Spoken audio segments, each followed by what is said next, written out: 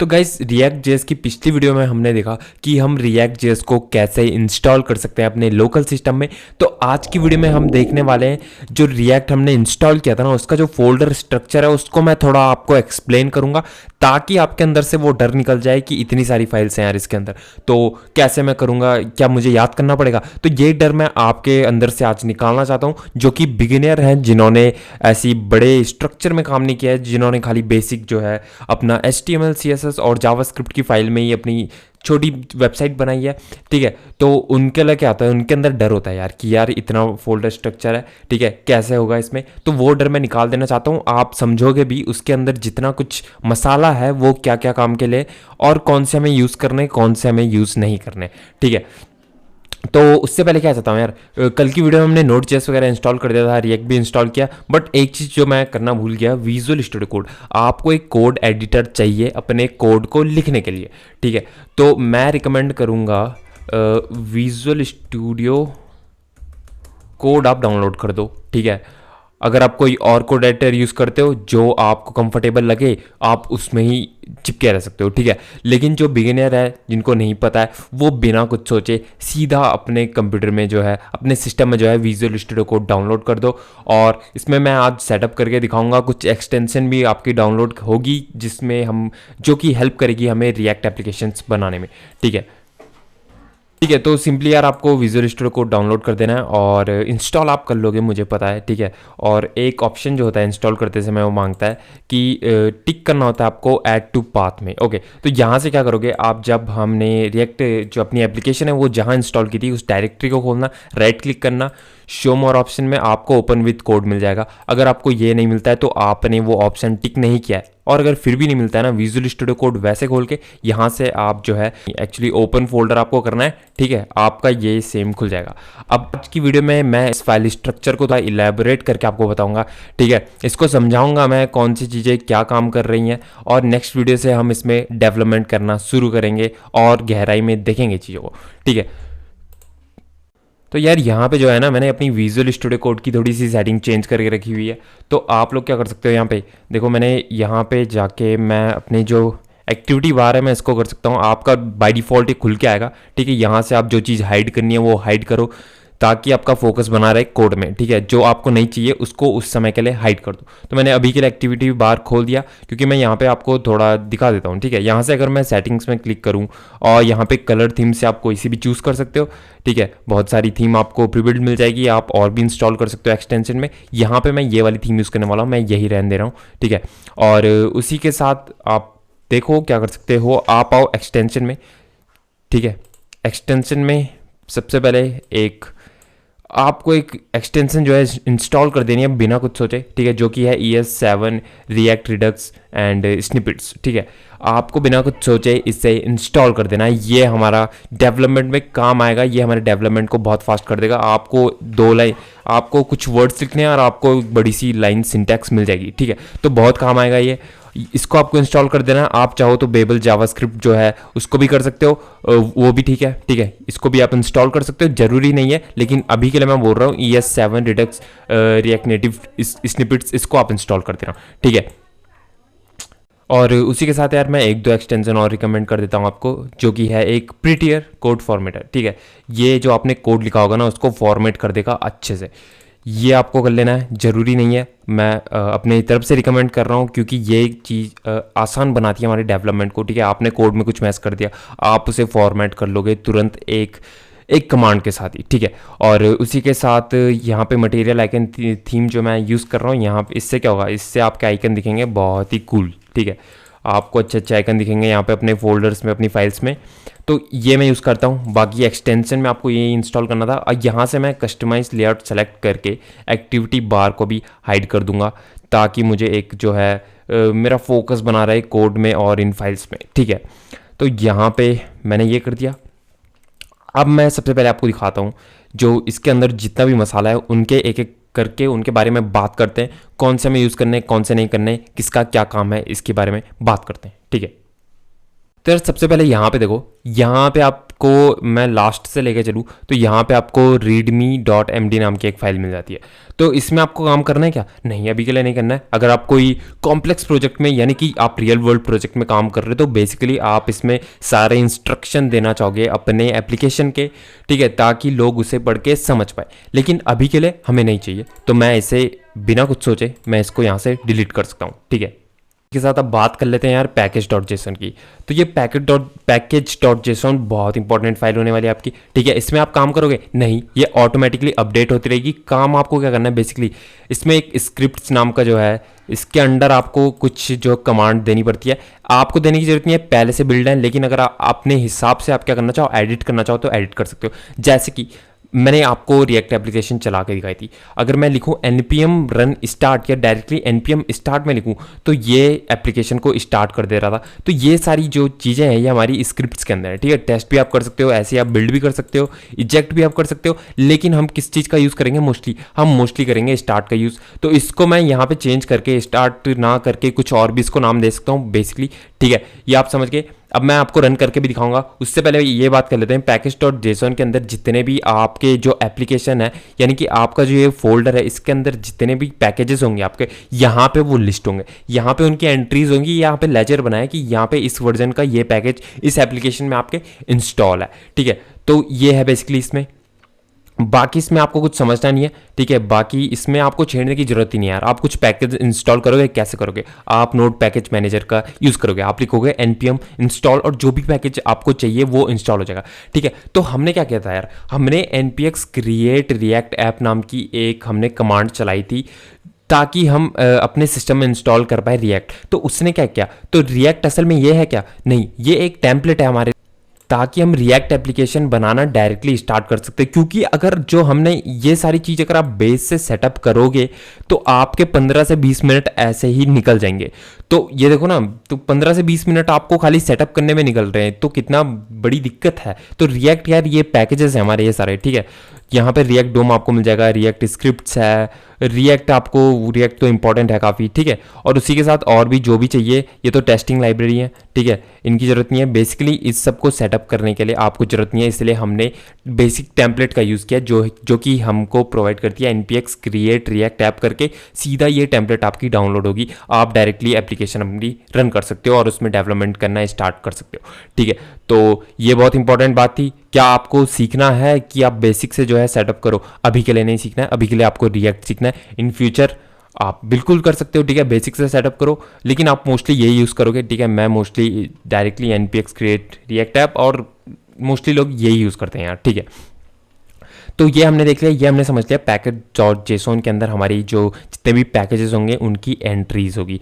तो पैकेजेस यार अगर आपको समझ नहीं आ रहा है ना, अगर नोड में आपने कभी काम नहीं किया है या आपने अगर पाइथन से आप आए तो आपको पता है पिप नाम से होती है पैकेज जिसमें आप इंस्टॉल कर सकते हो। जैंगो एक्सटर्नल पैकेज है, और भी कोई भी नाम ले लो, जैसे कि रिएक्ट हमने नाम लिया एक्सटर्नल पैकेज है, एक्सप्रेस आपने सुना होगा, ठीक है। अगर मैं npm.js में आपको लेके चलूँ npmjs.com, तो ये रहा यार, ये हमारा नोड पैकेज मैनेजर का। यहाँ से यहाँ पे आपको सारे पैकेजेस मिल जाएंगे अपने, ठीक है। और अगर मैं कोई भी पैकेज यहाँ पे सर्च करूँ, मान लो एक नहीं यार, मैं आपको दिखाता हूँ, रिडक्स की बात करते हैं। तो रिडक्स एक जो है एप्लीकेशन मैनेजमेंट, जो हमारा स्टेट मैनेजमेंट लाइब्रेरी है हमारी, ठीक है, यहाँ पे उसका हम यूज़ कर सकते हैं। तो यहाँ पे आपको सिंपली सारे पैकेजेस मिल जाएंगे, आपको यहाँ से कॉपी कर लेना है जो भी कमांड है कि npm i redux, और उसको सिंपली टर्मिनल में पेस्ट करके इंस्टॉल कर देना है। यहाँ पे आपको डाउनलोड्स भी दिखा देगा, मैं खाली एक्सटर्नल नॉलेज ये दे रहा हूँ, एक्सटर्नल नहीं, एक्सटर्नल नॉलेज आपको यहाँ पे दे रहा हूँ, ठीक है। तो यहाँ पे आप यहाँ npm.js में आपको सारे पैकेजेस मिल जाएंगे। और यहाँ पे बात करें इंस्टॉल करने का, आपको पता है कोई सा भी अगर आपको पैकेज इंस्टॉल करना है, आपको सिंपली अपने टर्मिनल में लिख देना है npm इंस्टॉल और पैकेज का नाम आगे। तो ये हमने देख लिया, ठीक है।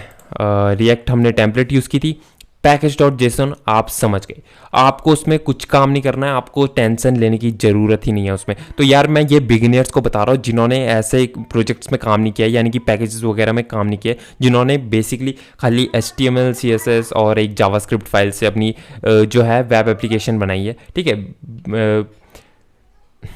तो यहाँ पे मैं सिर्फ ना उन बिगिनर्स का जो है डर निकालने के लिए ये वीडियो मैं बना रहा हूँ, ताकि आपको समझ आ जाए। और जिन्होंने रिएक्ट में काम नहीं किया, आपके भी बिल्कुल काम आएगा यार, क्योंकि मैं समझा रहा हूँ कि कौन सी चीज़ क्या काम करेगी, ठीक है। उसके बाद package dot block dot JSON, इसकी आपको कुछ भी करने की ज़रूरत नहीं है, ये भी रजिस्ट्री करेगा, आपके जो पैकेजेस हैं उनका डेटा इसमें रहेगा।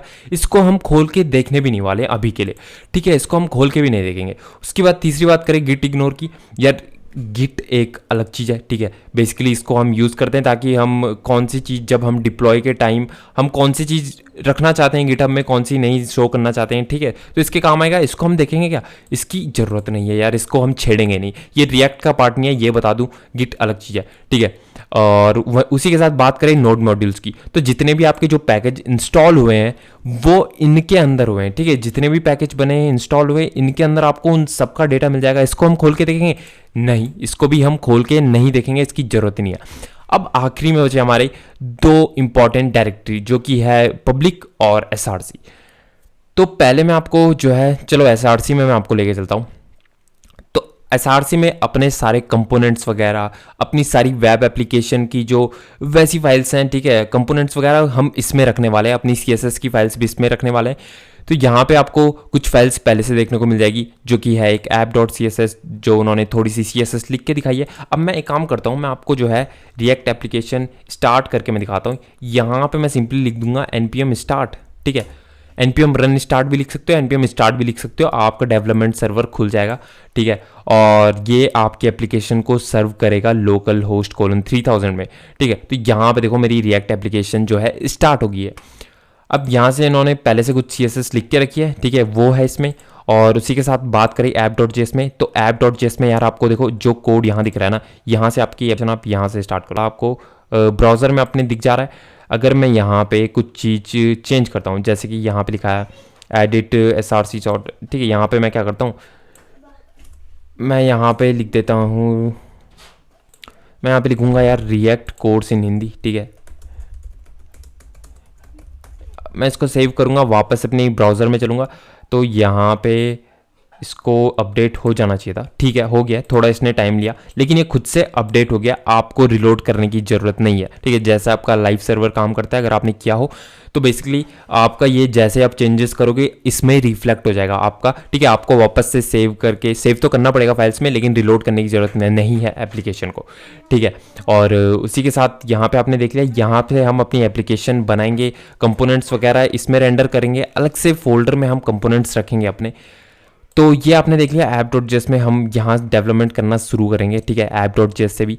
और app dot test dot JS ये टेस्टिंग के लिए है यार हमारा, ठीक है।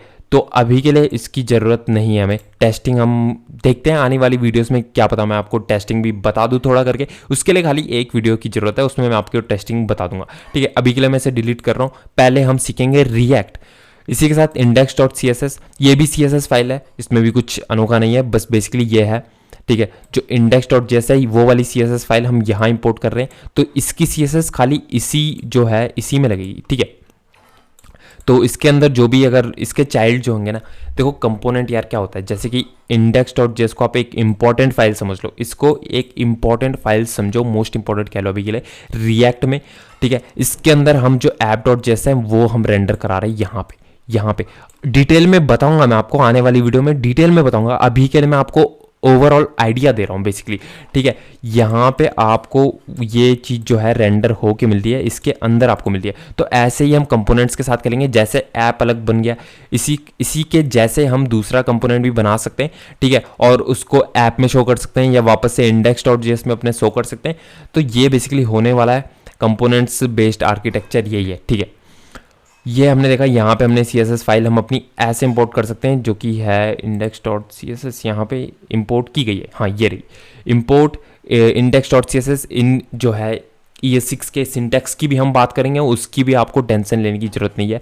तो index.js का थोड़ा सा मैंने ओवरव्यू ले लिया है यहाँ पे, तो बेसिकली थोड़ा और बताता हूँ मैं आपको। उससे पहले आओ logo.svg, तो ये svg लोगो है यार, इसकी ज़रूरत नहीं है हमें, ठीक है। इसको मैं सिंपली रिमूव कर सकता हूँ, और मुझे इसको यहाँ से ना हटाना भी पड़ेगा जहाँ लोगो वो इम्पोर्ट हो रहा होगा, ठीक है।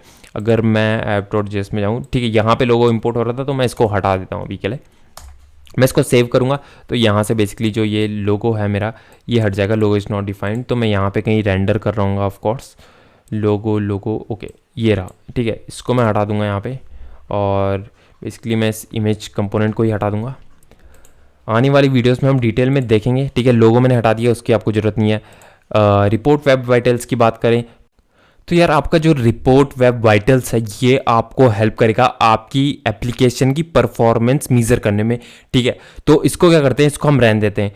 तो आपको इससे डरने की जरूरत नहीं है, इसको हम हाथ भी नहीं लगाएंगे, आपको होने की जरूरत ही नहीं है इसे। उसके बाद बात करें सेटअप टेस्ट की, इसको हटा दूँ, टेस्टिंग की हम आगे बात करेंगे, ठीक है। इसको मैंने हटा दिया। तो अभी देखो हमारा फोल्डर जो है थोड़ा क्लीन हो गया है, ठीक है। अब यहाँ पे मैं देखो जो है CSS भी हटा सकता हूँ, ठीक है, लेकिन इसको रहने दो। CSS आपको पता है। अब देखो होता क्या है, यहाँ पे जब मैं HTML की बात कर रहा था रिएक्ट में आपको आनी चाहिए, तो मैं इसकी बात कर रहा था। तो ये क्या प्योर HTML है? नहीं, ये JSX है, इसको JSX कहते हैं हम, ठीक है। आगे हम डिटेल में देखेंगे इस चीज़ को। लेकिन इनके जो सिंटैक्स है ये देखो यार, जो एलिमेंट वाले सिंटैक्स है ये पूरे हमारे HTML की तरह है। तो इसलिए मैं कह रहा था बेसिक अगर आपको HTML आता है तो बहुत बढ़िया है, क्योंकि हम कंटेंट तो लिखने वाले ही हैं अपने एप्लीकेशन में, ठीक है। कंटेंट तो चाहिए। उसके साथ अगर आपको CSS आती है तो आप अच्छे से स्टाइल भी कर पाओगे, क्योंकि अब HTML CSS तो मैं सिखाऊंगा नहीं यहाँ पे आपको। तो JSX सीखने के लिए आपको खाली थोड़े से सिंटैक्स में चेंज आएगा, बाकी आपका पूरा वही रहेगा। आपका नाम सिंपली वैसे ही देने जैसे आप HTML में देते हो ऑलमोस्ट, ठीक है। तो ये JSX का था हमारा, ठीक है। तो यहाँ पे हमने थोड़ा ओवरव्यू ले लिया है सबका। index.js की बात कर ली, SRC फोल्डर हमने छाल मार दिया है। बाकी डिटेल में हम बिल्कुल देखेंगे यार, आप उसकी टेंशन मत लो, डिटेल में हम देखेंगे। अभी मैं खाली आपको ओवरव्यू दे रहा हूँ। पब्लिक फोल्डर बचा अब हमारा, ठीक है। पब्लिक फोल्डर में बात कर देते हैं। यहाँ पे हम स्टैटिक फाइल रखेंगे अपनी, ठीक है। यहाँ पे हम स्टैटिक फाइल रखेंगे अपनी। अब स्टैटिक में आप CSS को मत ले लेना। स्टैटिक फाइल्स की मैं बात करूँ तो जैसे कि अगर आप इमेजेस वगैरह कह रहे हो तो इमेजेस वगैरह आप सब उठा के इसमें पटक दोगे, जो भी आप अपनी एप्लीकेशन में यूज़ करोगे इमेजेस, ठीक है। यहाँ पे पहले से कुछ भी बहुत सारी चीज़ें, ठीक है। यहाँ पे PNG वगैरह आपको मिल जाएंगी, जो रिएक्ट जो शो हो रहा है, ठीक है। यहाँ पे देखो जो शो हो रहा है आपको PNG उसकी मिल जाएगी, और भी आपको लोगो वगैरह मिल जाएंगे, ठीक है। इनकी आपको टेंशन लेने की ज़रूरत नहीं है, आपको इनमें छेड़ना ही नहीं है यार। आपको जो इमेज आपको यूज़ करनी है वो डायरेक्टली यहाँ पे आप ला के पटक सकते हो बिना कुछ सोचे, ठीक है। वो आप एप्लीकेशन में यूज़ करोगे। तो पब्लिक फोल्डर इसी के लिए था। और इसमें एक इंपॉर्टेंट चीज़ है जो कि है index.html। उससे पहले मैं फेविकॉन ICO, ठीक है, ये आपका 5 आइकॉन है जो कि आपको यहाँ पे शो हो रहा है, ठीक है। तो ऐसे ही हम इमेजेस वगैरह रखने वाले हैं पब्लिक फोल्डर में। अब जो इंपॉर्टेंट चीज़ है वो है index.html इसमें, ठीक है।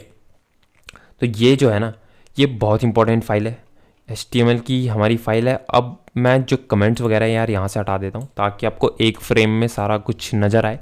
आप जो आपके उसमें कमेंट है आप उसको एक बार पढ़ लेना, ठीक है। उसको पढ़ लेना, वैसे ज़रूरी नहीं है यहाँ पे। अब देखो यहाँ पे आप कुछ करोगे क्या? नहीं, यहाँ पे आप कुछ भी नहीं करोगे, बात मानो मेरी। यहाँ पे आप कुछ भी नहीं करोगे। बस अगर जैसे कि आपको कुछ चीज़ जो है यूज़ करना हो, जैसे कि आप बूटस्ट्रैप अगर आपने सुना हो वो यूज़ करोगे, तो वहाँ पे आपको कुछ कोड ऐड करना होगा, लेकिन एडिट करने की ज़रूरत नहीं है इसमें। हाँ, यहाँ पे आप कर सकते हो। जैसे कि हमारा टाइटल है, यहाँ पे मैं क्या दूंगा, यहाँ पे रिएक्ट फुल कोर्स नाम से मैं नाम दूँ टाइटल का, तो वो आपको पता है यहाँ पे रिफ्लेक्ट हो जाएगा। मेरा यहाँ पे आ गया, देखो ऊपर दिख रहा है आपको रिएक्ट फुल कोर्स। तो यहाँ पे आप एप्लीकेशन का नाम यहाँ पे रख सकते हो अपना। बाकी यार आपको कुछ छेड़ना नहीं। यहाँ पे देखो, यहाँ पे एक इंपॉर्टेंट डिव हमारा आ जाता है जिसकी ID रूट है। तो ये बहुत इंपॉर्टेंट है, इसी के अंदर हमारा सारे कंपोनेंट वगैरह मसाला वगैरह सब इसी में रहेगा, ठीक है। तो यहाँ पे देखो जो रूट है ये हम कहाँ से एक्सेस कर रहे हैं। अगर SRC फोल्डर के अंदर index.js में जाऊँ तो यहाँ पे हम रिएक्ट डोम को क्रिएट रूट एलिमेंट हम इसको क्रिएट कर रहे हैं, और इसी के अंदर हमारे सारे कंपोनेंट रेंडर होंगे आने वाले टाइम में, यानी कि जो हम कंपोनेंट डिफाइन करेंगे। तो इसको हम डिटेल में देखेंगे, लेकिन मैंने आपको बेसिकली बता दिया, ठीक है। और index.html में आप नहीं आओगे, आपको ज़रूरत ही नहीं पड़ेगी। पब्लिक फोल्डर में आप बहुत कम आओगे, खाली आप उठा के इमेजेस यहाँ पटकोगे अपनी, ठीक है। यहाँ पे हमने बात कर लिया यार काफ़ी कुछ चीज़ों की, ठीक है। बेसिक चीज़ हमने देख ली है। यहाँ पे जो कमेंट्स वगैरह है मैं अभी के लिए हटा देता हूँ। तो ये रिपोर्ट वेब वाइटल्स भी मैं हटा सकता हूँ, लेकिन मैं नहीं हटा रहा हूँ। और बिलीव मी, हम उसमें जाएंगे नहीं यार, आपको उससे डरने की ज़रूरत ही नहीं है। अब आपका जो मेन मुद्दा बचता है वो थोड़ा सा बचता है, जो कि हमारा index.js, जिसको हम डिटेल में देखेंगे, जो कि हमारा app.js। यहाँ से हम डेवलपमेंट शुरू करेंगे और कंपोनेंट्स के बारे में देखेंगे, अपना स्टाइलिंग देखेंगे हम। ठीक है, तो यही था यार। आपके अंदर से आई होप थोड़ा डर निकल गया होगा। जितनी भी आपको बड़े फाइल स्ट्रक्चर तो दिख रही होंगी, आप सोच रहे होंगे कि यार मुझे रटना है ये सारा। नहीं, आपको याद करना नहीं है। आप जो इंपॉर्टेंट चीज़ है वो खेलोगे। जावास्क्रिप्ट आपको मैं एक्सपेक्ट कर रहा हूँ आपको जावास्क्रिप्ट आती हो। अगर जावास्क्रिप्ट नहीं भी आती हो तो कोई लैंग्वेज में आपने काम किया हो, जैसे कि अगर पाइथन में आपने काम किया तो आपको एटलीस्ट ये तो समझ आते हैं कि फंक्शंस होते हैं हमारे, ठीक है, हमारे एरे होते हैं जो कि पाइथन में लिस्ट नाम से हैं। तो इन चीज़ों की अंडरस्टैंडिंग होना बहुत ज़रूरी है, तभी मैं यहाँ पे आपको चीज़ें ढंग से एक्सप्लेन कर पाऊँगा। तो बस यही मैं एक्सपेक्ट कर रहा हूँ आपसे कि आपको थोड़ा बहुत आता हो पहले से। जैसे कि HTML CSS थोड़ा बहुत आते हो तो आप स्टाइलिंग कर लोगे आसानी से, मुझे उसको समझाने की ज़रूरत नहीं पड़ेगी ना। फिर मैं सीधा स्टाइल लिखूंगा। मैं ऐसे थोड़ी समझाऊंगा, जो भी मैं एक एक लाइन का स्टाइल लिखूंगा मैं उसको नहीं समझाऊंगा यार अब, क्योंकि हम यहाँ पे रिएक्ट सीखने वाले। ठीक है, तो यही था यार। और हमने काफ़ी कुछ बात की और काफ़ी मज़ा आया आज की वीडियो में। यहाँ पे मैं चाहता हूँ आप क्या करो, अगर आपने प्लेलिस्ट एक्सेस नहीं किया, अगर मैं Web3 मंत्र में जाऊँ, यहाँ पे आप React.js की प्लेलिस्ट जो है एक्सेस उसको कर लेना, क्योंकि फ्यूचर में जो भी वो वहीं आपको तुरंत ही मिल जाए। ठीक है, तो यहाँ पे React.js फुल कोड्स की आपको प्लेलिस्ट मिल जाएगी, यहीं सारी वीडियो अपलोड होने वाली है। ठीक है, तो आज की वीडियो में इतना ही था यार। तो thank you for watching this video guys.